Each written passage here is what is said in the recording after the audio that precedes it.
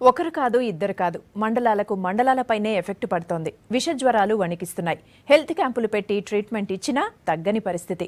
కొన్ని ఊళ్లలో అయితే డేంజరస్ గా ఉంది పరిస్థితి. మంచి మెడిసిన్ ఇవ్వడంతో పాటు ట్రీట్మెంట్ ఫెసిలిటీస్ పెంచాలని కోరుతున్నారు నల్గొండ జిల్లాలోని జనం. విష జ్వరాల నుంచి రక్షించాలని వేడుకుంటున్నారు. వర్షాలు ఫుల్గా కురుస్తుండడంతో నల్లగొండ జిల్లాలో సీజనల్ వ్యాధులు మరోసారి పెరిగిపోయాయి. మురికి నీరు, దోమల దెబ్బతో జనం నానా తిప్పలు పడుతున్నారు. త్రాగునీరు కూడా కలుషితం కావడంతో జనం ఆరోగ్యం అనారోగ్యంగా మారుతోంది. దోమలు, ఈగల కారణంగా diarrhoea, dengue, malaria, typhoid, swine flu వంటి రోగాలతో మంచాన పడుతున్నారు జనం.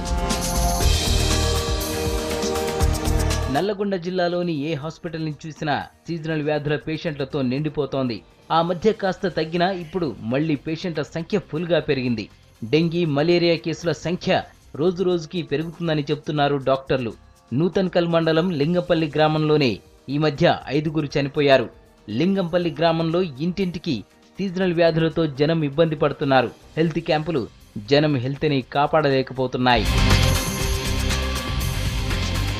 మురికి కాలువలు ఎక్కువగా ఉండడంతో విష జ్వరాలు వస్తున్నాయంటున్నారు జనం. హెల్త్ క్యాంపుల్లో కూడా సరిగ్గా చూడడం లేదని చెప్తున్నారు. చందంపేట మండలంలోని మునావత్తండ, నకిరేకల్ మండలంలోని ఓగోడు, అమ్మనబోలు, మునగాల మండలంలోని నర్సింహులగూడెం గ్రామాల్లో విష జ్వరాలు భయంకరంగా ఉన్నాయి. గవర్నమెంట్ డాక్టర్లు వస్తారు కానీ టెస్ట్ తీసుకుపోయి రాలి. ఒకరు 10 మందికి వచ్చినాయి, 10 మందికి టెస్టులు రాలే.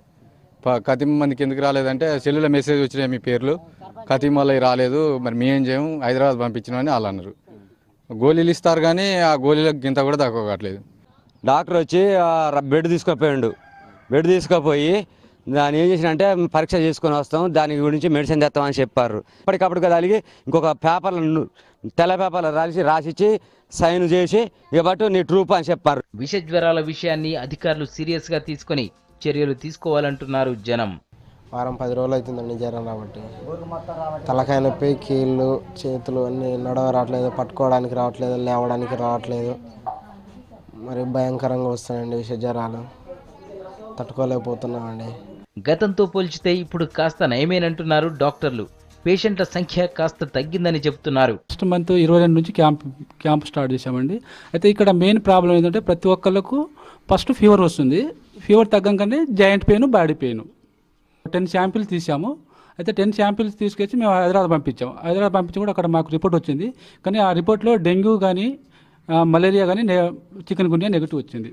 హెల్త్ క్యాంపులు పెంచడంతో పాటు హాస్పిటల్స్లోనూ మంచి ట్రీట్మెంట్ అందించి తమ ఆరోగ్యాన్ని కాపాడాలని కోరుతున్నారు జనం.